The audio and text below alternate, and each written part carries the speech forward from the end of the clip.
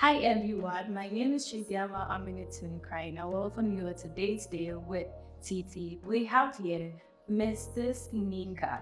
Okay, so I call him one, so you hear him call him few hours ago discussions that we to talk about madam. Okay, so most of the messaging things so you think all kind of that's what at least discussing today because they develop this whole discussion. First, please tell us a little bit your what you do. Well, my name is Neka Sawadogo. I'm originally from Minnesota, Minneapolis, Minnesota, in the United States. I've been living here in Ghana now before in school. I am a mother of 10 now that I'm married. 6 of them I gave birth to before now on my addition of children. I'm a grandmother of 6 granddaughters. And I was on the Sunday author. And I'm both of many other things. Yeah, that's so amazing. Welcome to today's day with CT. And yeah, glad to have you here today. All right, so when we talk about motherhood, who is the mother? What is the mother in mother in yourself? Okay, a mother is really someone who takes care of others, takes care of other children, take care of their nieces and nephews. It's really someone who provides nourishment. You know what I mean? Doesn't always necessarily mean give birth. But if you are able to nourish someone else, to me that is not it. That's great. Okay, so my next question is about a mother. Is a mother how can somebody gain the title, have the title a mother? Isn't it just by giving birth, like, okay, this woman gave birth to me, so she's my mother, or this woman took care of me, so she's my mother, say she took and she makes sure I was comfortable, she provided for you, she gave me the everything you're talking about and all that. Yeah, so which of those two different people can be classified as a mother? Okay. Well, I think honestly, when you think of a mother, it's not always someone who just gave birth. Okay, it's really the person who has been a female or one in your life. Maybe she's been a auntie and she takes care of you. I feel like that's what makes someone a mother, because to be honest, really women have the ability to give birth. It doesn't mean that they are actually a mother. Yeah, and so it's more about who's taking care of you, who makes you feel good, who comforts you, who is someone that inspires you, somebody that does those type of things from a female's point of view is a mother, and that's great. And okay, so becoming a mother in your life, how good or bad has it been for you? Well, shockingly, I became a mother at the age of 12. Wow. So technically, that wasn't a good thing. Well, by the grace of God, I survived it. At age 18, I already had given birth 5 times. So I had 5 sons by age 18, and it wasn't easy. And so in my early years, I struggled. I wasn't finding it to be a good thing. But as time progressed and I got older, I now see that it's a beautiful thing, and I love it. That's great. And then, and you grew up in the States, right? And that was where you gave birth. You started giving birth, right? And were there any stigmatization, so some difficulties for you being there? Because here, the teenage mothers face a lot of struggles. Outside maybe knowing how to handle things, even if their mother is handling those kind of stigmatizations and harms points and all that stuff. How did you take it? The years there was demand. There was people who were just looking and being like, "Oh, and great, she's a mother, she's young." No, people question how could this young girl become a mother, especially when I think of being age 16 and having 3 children at that age. No one was like clapping for me, and so I had to fight against the stereotype. Was I sexually abused, or did I have parents who didn't care, or what kind of environment did I grow up in? And so I faced those challenges, and I was still going to school. house. So was that difficult and stuff for you? It was very difficult because my children are not with the same father except for the first one. And so trying to go to school and be in SHS and be a mother, he was embarrassing that time. And you would think, why was I continuously doing it? And it wasn't intentional. So basically, I just feel that it wasn't easy. I still had to manage going to school and taking care of children. The fortunate thing in the US is we have programs that help you learn how to take care of your baby, take care of your children, and still do your schooling and your education is still, equally important. So that one, I had some success with that one. And then my mother was also a single parent. So she helped out, and I had younger siblings, so they helped out a lot. In street.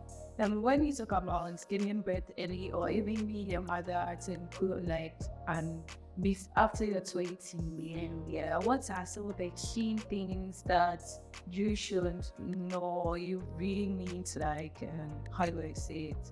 Show some empathy. For me, I think experiencing and people have to know how to handle this. So what are some of the key things, especially when it comes to teenage mothers, what are some of the things that they need support and help to that this child needs handling things to go well? Okay, I think they really mean parenting skills, like parenting classes that talk to them about how to take care of the baby and then the child grows, because you have to remember the child will not stay a baby forever. It will continue to develop in ages, and each age is a different step, a different phase. So I feel that you need parenting skills. You need to also be able to exercise patience, and we need lots of it, because there are times you want to sleep and the child doesn't actually want that. So how do you manage when you are tired? Maybe you have to get up for a program the following day, or you have to do something and you're very tired. That is something that you need to know, is the honest truth about parenting. It doesn't matter what age you are. You can be 30, you can be 40. Children will do now.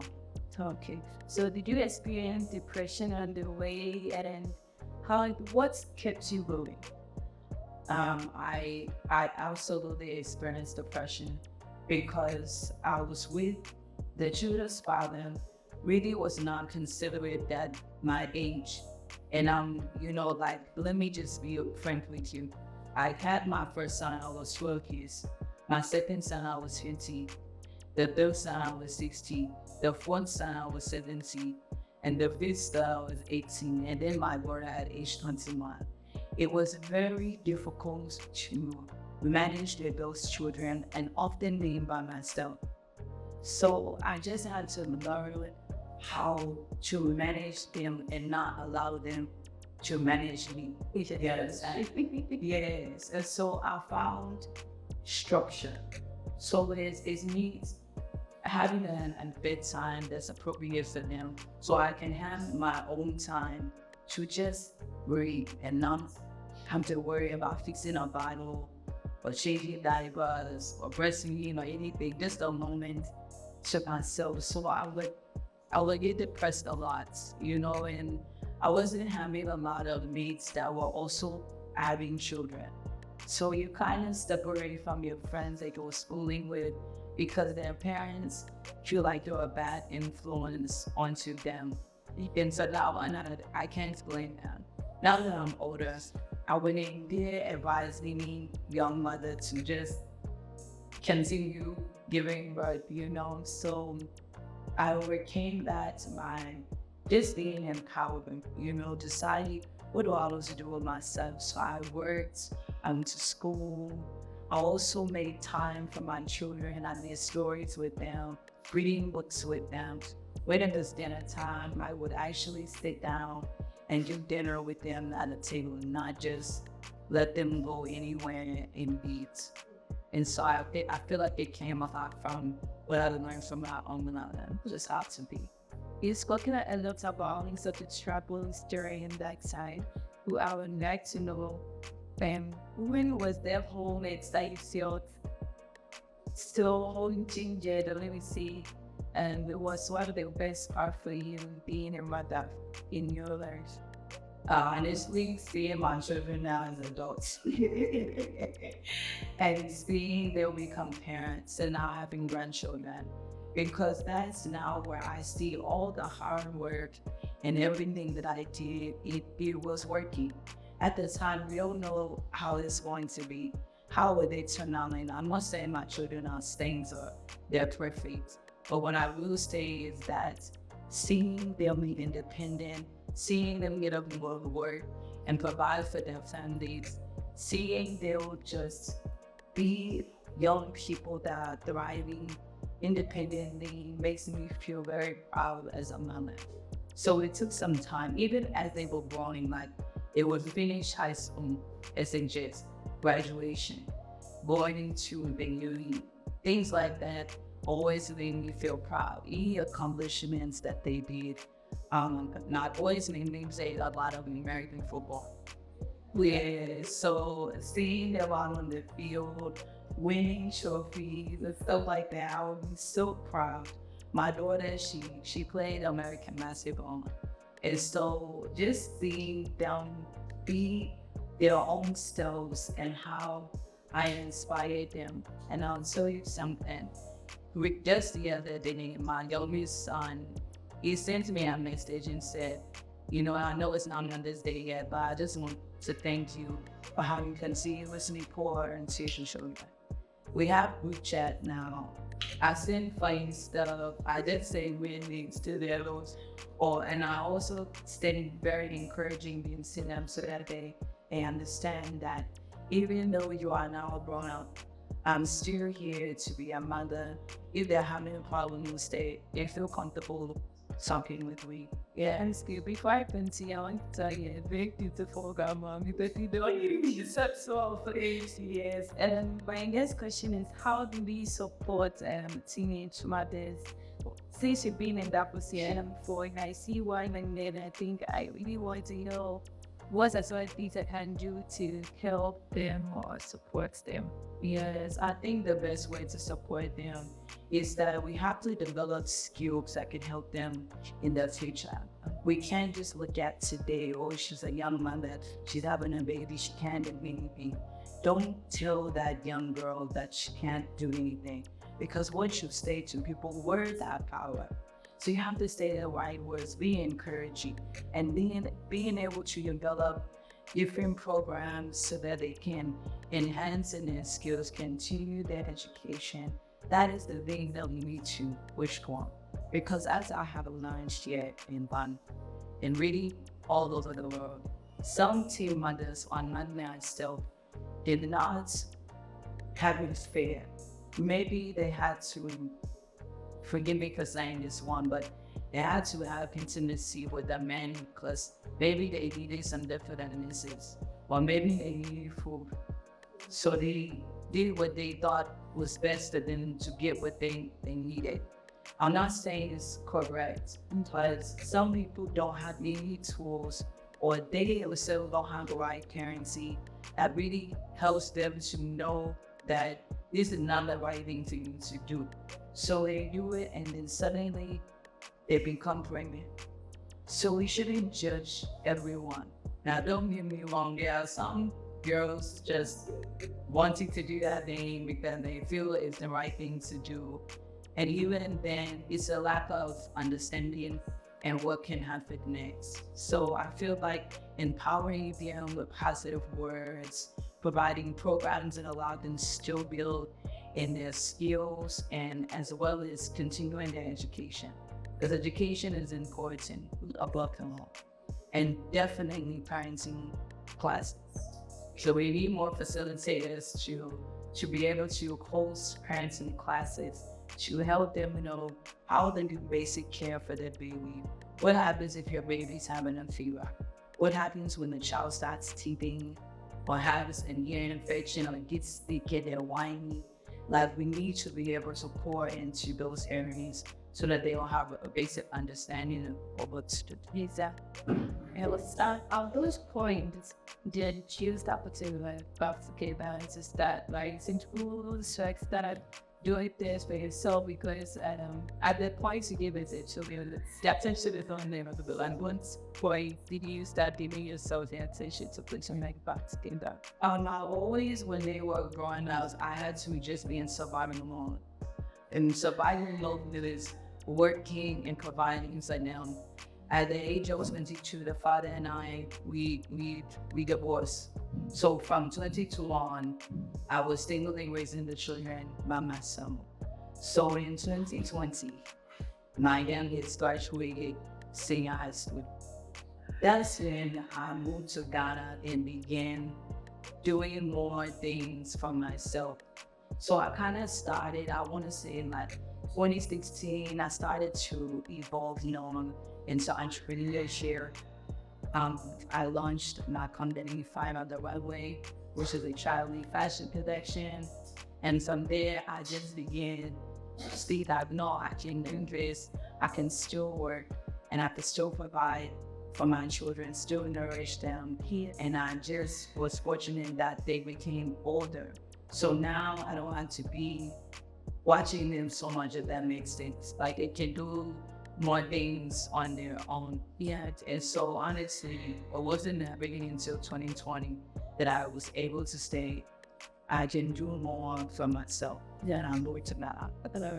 I was trying to think about it really quickly. Fire on the Runway has had its downs, and I believe that since we decided to cross over into the African market, we had a lot of challenges that we faced, but the name even Fire on the Runway, it gives you some hope and inspiration to continue to keep going. So that's what we're going to do. We continue to keep going and continue to keep evolving. Each year, we're even looking at now having an fashion production program that teaches about modeling, designing, makeup, photography, all of the aspects of producing a fashion show, and even what goes into a fashion industry. Because some models are not just runway. They're prints, they're in movies, they're in commercials. So teaching them how to understand what kind of model they are, that's where we are. That's exciting. Okay, so if you want to know more about fashion around it, find out more on we. Please, you can hit it up on Instagram where you already see it in your bio. We also leave it in the description and link to our Instagram so that you can check it out and also check it out. If you want to be a partner of this beautiful production that I'm trying to put together, then your work. Before we leave, I would like it if you can share some of wonderful thoughts or gifts that someone can get to the mother to show that he or she is pleased about whatever the mother has done for him, whether it was responsibility, time, and I would never say love just poured into you only. Okay. For me and for many mothers, we just want to hear from our children. Just saying it's sometimes a flower, a card, maybe a dinner. Those things are nice, and we do like gifts. We do like gifts. Just my children just decide to send me, let's say, Mama, I'm like, hey, thank you. But it's more genuine when I see all of them either sharing my status on social media, saying, hey, this is my mom, or telling me, Mom, thank you so much for all the hard work, the dedication, the days that we struggled in our teen meets and their dates. I didn't always know they were paying attention. So sometimes just reminding your mother that I remember there were days and I thank you that you helped me. Here on a continent, many mothers have, at the market mothers, you see, they work years and years so their children can go to nice schools. So just being able to acknowledge what it is your mother has done for you is more important than just buying gifts. But don't get me wrong, gifts are definitely much appreciated. So yes, absolutely. And saying I love you is important. I use that word a lot, even with my new addition to children I have now. It's like I'm parenting all over again. Even I always tell you I love you, how proud I am of you. because mothers have to be willing to let the children also know that they are doing well. It's not about our design what our children should be doing. It's what is the design for their life. And so that's another inspirational thing that I want to leave on the mothers. Okay, allow your children to be free. Now, if they are going in the wrong direction, you redirect them, but you definitely allow them to explore so that they know what they need to build on, what is not working for them. So That's it. Alright, so I would like to stay a little bit there, Chief Seven Sister Neka. And then to my mom, I love you. Miss Neka says that I show how much I'm grateful for all you've done for me. You know how much I'm so grateful. You've been doing so much for me, and I'm so grateful. It's not because of the outing me here and all that. God bless you. Mrs. Neka has been a very good part of my life. Since I just said last year, she has given me, she has inspired me. It's not just by words, but she has pushed me to the top. Like, she holds my hands to places for me to meet people. And it's in front of her screens today. She's one of the people behind when there was motivations and inspiration, but with this part, I was the same way. Thank you to her. She has won a lot of awards that I can't mention here, but presidential awards. And even if I answer to her, she should really sound popular. Yeah, so before she leaves, she can get a shout out, and then, like I said, we want to reach out to her. Heading to their Instagram, be what they do, need a description from. Thank you. Thank you. Say the shout outs to people out there. I'll just give a shout out to my children, to people like yourself and all those who have been inspiring and encouraging me along this journey, who have supported the things that I have done, even when sometimes I've fallen down. They never allow me to stay down. They've always reached for me and kept me going. When I'm there to speak and I've told you, like, I'm staying, and you're just encouraging me, like, no longer do you need you. It's many of you that say that to me. And so also here in Ghana, just being embraced on coming from a different part of the world and coming in, it's just been words so deep even describe how humble and grateful I am. So thank you to all of you. Thank you, that mission. Thank you so much. Thank you all for tuning in, and the mothers watching me, and the upcoming mothers and my age mates and all of us, please. We wish you all the best as you become mothers and the mothers. Thank you so much for your good work. Ghana appreciates you. And Ghana is a motherland, both for this drama and for this all the past. Thank you, and I'll be seeing you in my next discussion or podcast. Bye, Daniel. Is out.